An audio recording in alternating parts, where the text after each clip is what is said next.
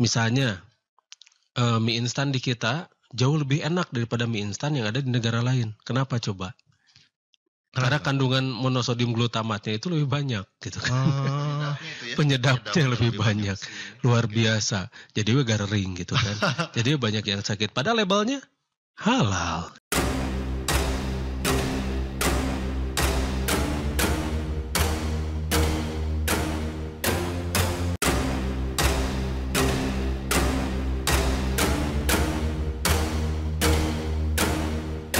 Kita lanjut dulu dengan yang namanya tadi berpikir dan kan? Bertabayun. Betul. Nanti kalau mau ngikutin doktrin itu kan Dogma ajaran iya. Gitu, Kang, ya? Bukan ajaran. Bukan ya?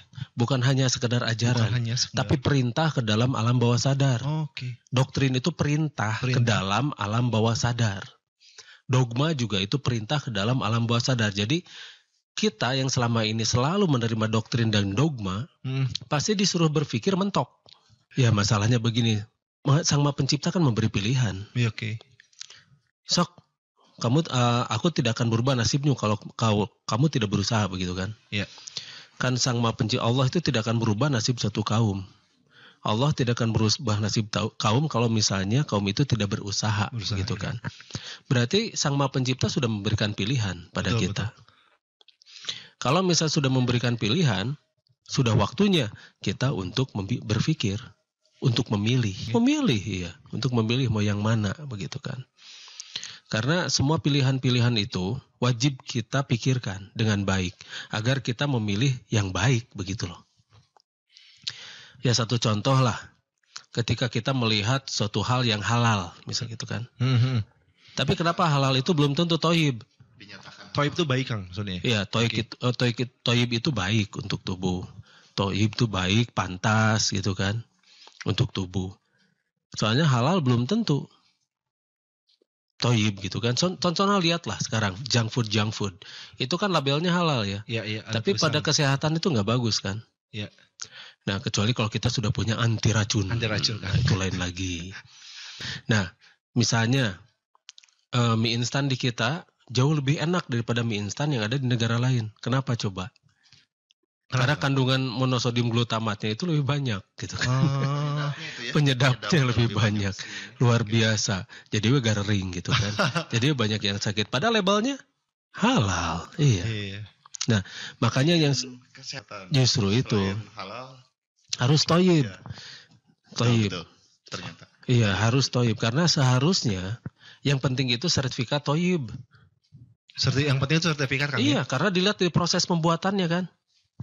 Apakah proses pembuatannya menggunakan zat-zat yang merugikan kesehatan? Apakah prosesnya itu memenuhi syarat untuk membuat tubuh kita menjadi lebih baik? Nah, itulah toyib. Kalau misalnya hanya sekedar halal, ya boleh-boleh aja gitu kan. Masalahnya sekarang di rokok ada tulisan halal nggak? Nah itu. Malah ada peringatan bisa menyebabkan serangan jantung, kanker, gangguan kehamilan dan janin. Bibir pecah-pecah mah tengah rokok ditampilingan itu. Bibir pecah-pecah dan bengep. Malah ada gambarnya juga Kang, selain tulisan peringatan. Iya, justru itu. Tapi kenapa itu tidak dilarang gitu kan? Nah ini masalahnya. Ujung-ujungnya lagi mah ya ini lagi lah, duit lagi. Oke. Nah sekarang kenapa kita tidak mencari yang toyib dulu? Kenapa harus halal dulu, bukan toyib dulu?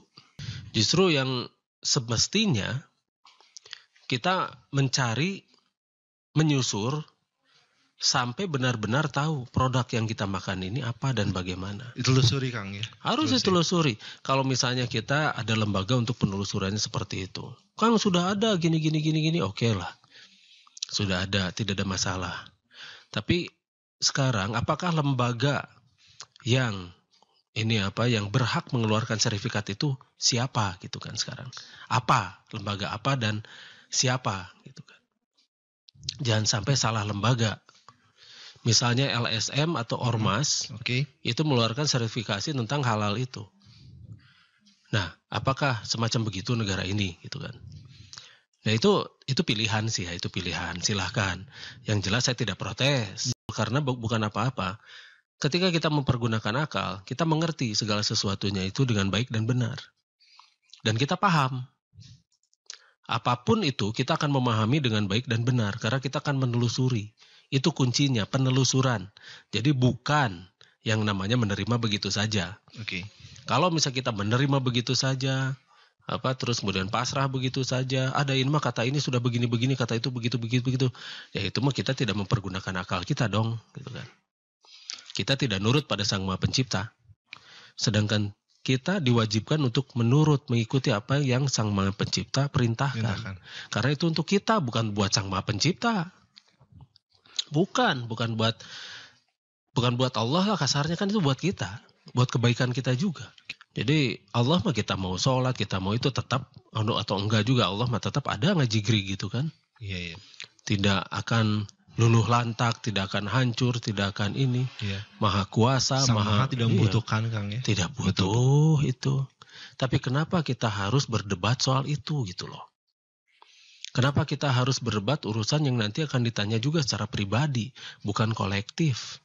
Jadi kayak ginilah, iblis tidak akan disalahkan nanti ya. Tetap kita akan masuk neraka kalau misalnya kita tidak beres gitu kan. Tidak ada bilang begini, ya Allah aku kan gini-gini tuh digoda iblis. Gak akan ada yang begini, oh kasihan sekali kamu digoda iblis, ayo masuk surga yuk, iblis kamu nakal. Enggak kan? Oke. Enggak seperti itu. Iya, enggak seperti itu. Tetap aja karena kita tidak berpikir, kita tidak mempergunakan akal, tetap saja kita terhukum. Nah, sekarang pertanyaannya, apakah kita sudah berusaha untuk menelusuri hal-hal yang sebenarnya itu? Apakah kita hanya menerima begitu saja? Apakah kita ini hanya sekedar mengikuti perintah orang-orang yang terdahulu?